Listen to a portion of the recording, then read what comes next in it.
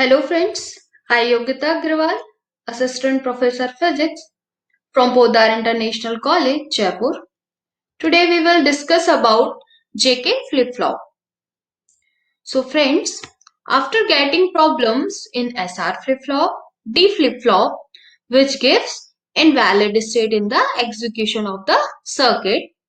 So to solve up that problem, we got a new flip-flop which is called JK flip-flop. This flip-flop removes invalid state, and in this state, JK flip-flop will toggle between 1 and 0.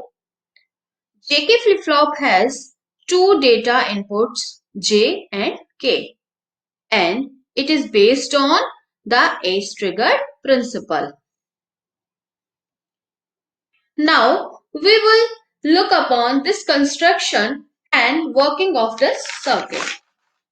तो friends ये SR flip flop का block diagram है और यहाँ पर हमने एक truth table draw कर रखी है एसआर फ्लिप फ्लॉप के लिए जो कि हम सभी ने पिछले लेक्चर्स में पढ़ रखा है। अगर अब हम इस कंस्ट्रक्शन को देखें और इसकी वर्किंग को समझें तो देखें अगर हम इस क्यू डैश को इस डायग्राम में इस क्यू डैश को यहाँ से पिक करके जे के साथ एंड गेट के थ्रू इस एस में फीड कराएं। सिमिलरली इस क्यू आउटपुट को यहां से पिक करके के साथ एंड गेट के थ्रू आर में फीड कराएं। सो हमारे पास क्या आ जाएगा S is equal to J dot Q bar और क्यू डैश और कॉम्प्लीमेंट ऑफ क्यू और आर क्या आ जाएगा हमारे पास R is equal to K dot Q. अगर हम इस सर्किट के लिए ट्रुथ टेबल ड्रॉ करें और देखें कि ये सर्किट किस तरीके से वर्क कर रहा है तो यहाँ पर हमने कोई जे और के दो तरीके से इनपुट ले लिए और हमारे पास कोई उसका आउटपुट क्या है क्यू। यहाँ पर शो और भी टेबल्स हो रही हैं जो कि क्यू डैश है और बाकी और भी टेबल हैं। यहाँ हम देखेंगे कि हमने जे और के को किस तरीके से इनपुट के थ्रू लिया है। हम अगर देखें कि हमने जे और के की दोनों की वैल्यू क्या ली है 0 तो हमारा आउटपुट में भी क्या हो सकता है 0 हो सकता है और 1 हो सकता है। यानी कि हम जे और के की वैल्यू अगर 0 लेते हैं तो आउटपुट दो ही पॉसिबल है 0 और 1। सिमिलरली हमने क्या लिया 0 और 1 तब भी हमारे पास दो आउटपुट पॉसिबल है 0 और 1। तो हमने इस टेबल को इस तरीके से क्यू के लिए डिजाइन कर लिया। अगर अब हम क्यू का कॉम्प्लीमेंट देखें क्यू डैश तो क्यू डैश क्या होगा 0 से 1 1 का 0 0 का कॉम्प्लीमेंट 1 1 का कॉम्प्लीमेंट 0। इस तरीके से हमने क्यू डैश इस टेबल में ड्रॉ कर लिया। नेक्स्ट अगर हम इस एस को देखें जो कि हमारे पास क्या आया था जे डॉट क्यू कॉम्प्लीमेंट तो एस क्या आ जाएगा एस में हमें क्या करना होगा इस जे से और इस क्यू कॉम्प्लीमेंट का मल्टीप्लाई करना होगा। तो 0 और 1 क्या हो जाएगा मल्टीप्लाई 0 ऑब्वियसली 0 और 0 0 0 1 0। इस तरीके से हम एस के लिए एक टेबल डिजाइन कर लेंगे। नेक्स्ट हम बात करते हैं आर की तो आर हमारे पास क्या आया था आर क्या था के डॉट क्यू तो के यहाँ पे शो हो रहा है आपको और क्यू यहाँ शो हो रहा है इन दोनों का मल्टीप्लाई करके हमें यहाँ पे लिखना है हमने लिख दिया। नेक्स्ट अब हमारे पास नए जो इनपुट है वो क्या आ गए एस और आर। अब इन नए एस और आर से क्योंकि हम जानते हैं एसआर फ्लिप फ्लॉप के लिए हमने पढ़ रखा है कि एसआर फ्लिप फ्लॉप के लिए अगर हमारे पास 0 और 1 के कॉम्बिनेशन हो तो उसके लिए क्यू एन प्लस 1 यानी कि जो हमारा फाइनल आउटपुट है वो क्या आएगा। तो यहाँ पर हम देख लेंगे एस 0 है और आर 0 हम जानते थे एस आर फ्लिप फ्लॉप की टेबल से एस 0 और आर 0 हो तो आउटपुट क्या आता था क्यू एन प्लस 1 का वैल्यू आता था क्यू एन का मतलब मेमोरी स्टेट में। अब यहाँ पर अगर हम दोनों 0 0 लिखें और क्यू का वैल्यू क्या है 0 तो हमारे पास क्या आंसर लिख दिया 0।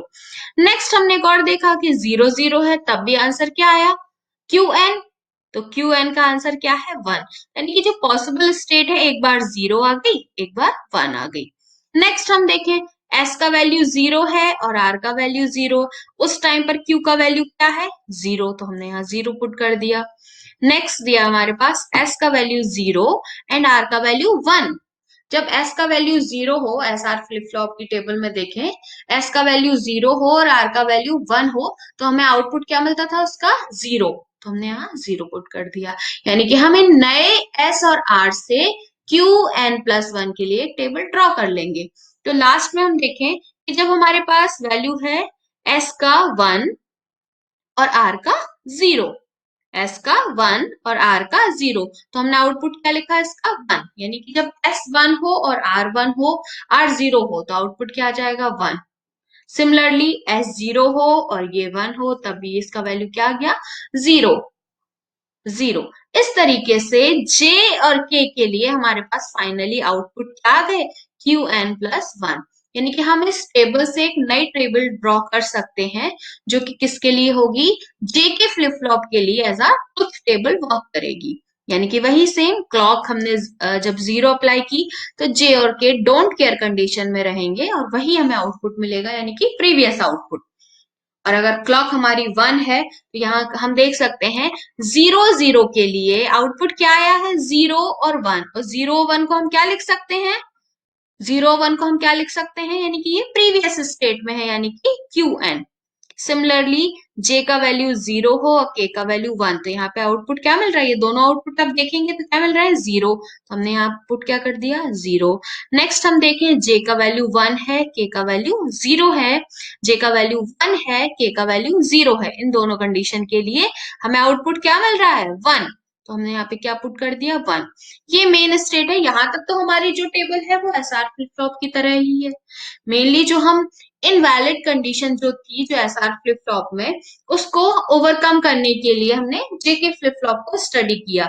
तो जब 1 1 की कंडीशन हो, यहाँ पे देखेंगे जब 1 1 की कंडीशन हो, एक बार यहाँ 1 दे रहा है, एक बार 0, यानी कि ये टॉगल कर रही है वैल्यू। इस टॉगल को हमने किस कंडीशन को किस फॉर्म में लिखा है? क्यू कॉम्प्लीमेंट के फॉर्म में लिखा है। तो फ्रेंड्स, आपको ये सारी टेबल्स हमें लर्न भी रखनी है, एसआर फ्लिप फ्लॉप के लिए भी और जेके फ्लिप फ्लॉप के लिए भी, क्योंकि ये आगे की चैप्टर्स में, काउंटर्स में, रजिस्टर्स में डायरेक्टली काम में आएगी। तो हम इसको बार बार इस तरीके से ड्रॉ ना करके इस टेबल को इस तरीके से लर्न रखेंगे। This is the circuit diagram for JK flip flop. यहाँ हम क्लियरली देख सकते हैं कि ये जो पूरा सर्किट है ये एसआर फ्लिप फ्लॉप का है। केवल जेके फ्लिप फ्लॉप में क्या करते हैं, एक और इनपुट देते हैं, किस तरीके से कि जो इसका आउटपुट है क्यू और क्यू बार, इन क्यू और क्यू बार को एक बार यहाँ से दोबारा फीड कराते हैं, सिमिलरली इस क्यू बार को फीड कराते हैं, और क्लॉक जैसे कि एसआर फ्लिप फ्लॉप में क्लॉक पल्स दी थी और इसमें भी हम क्लॉक पल्स के थ्रू काम करेंगे। This is the block diagram of JK flip-flop. This is J, this is K, and this is clock. This is JK flip-flop, and this is output Q and Q bar. So basically हमने देखा कि JK flip-flop में 1 1 होने पर एक toggle की condition आती है। अगर हम बात करें कैरेक्टरिस्टिक टेबल की, कैरेक्टरिस्टिक इक्वेशन की, तो जैसे कि हमने प्रीवियस लेक्चर में एसआर फ्लिप फ्लॉप में, डी फ्लिप फ्लॉप में इक्वेशंस निकाली थी, तो ट्रुथ टेबल के अकॉर्डिंग जेके फ्लिप फ्लॉप के लिए हम यहाँ क्यू एन प्लस का वैल्यू निकाल सकते हैं एकदम इजीली। इस क्यू एन प्लस 1 का के मैप के थ्रू हम एक इक्वेशन निकाल सकते हैं, जिसको हम क्या कहेंगे? Characteristic equation. इस क्यू एन प्लस 1 को हमने इस तरीके से यहाँ के मैप के थ्रू डिजाइन किया। मैं आपको यहाँ शो करके बताऊंगी। 0 0 1 1 1 ये कंडीशन है, यानी कि जब 1 1 को हमने कुछ इस तरीके से यहाँ पुट कर लिया। अब अगर हम इसको देखें तो दो ग्रुप बन रहे हैं हमारे, एक तो ये वाला ग्रुप और एक अगर इसको फोल्ड कर दें के मैप को तो एक ये ग्रुप बन रहा है। तो इसका जो आंसर होगा क्यू एन प्लस 1 वो क्या होगा? इन दोनों में मैचिंग कौन सा है? जे, तो हमने यहाँ जे लिख दिया। और अगर यहाँ पे मैचिंग देखें तो क्या आ गया?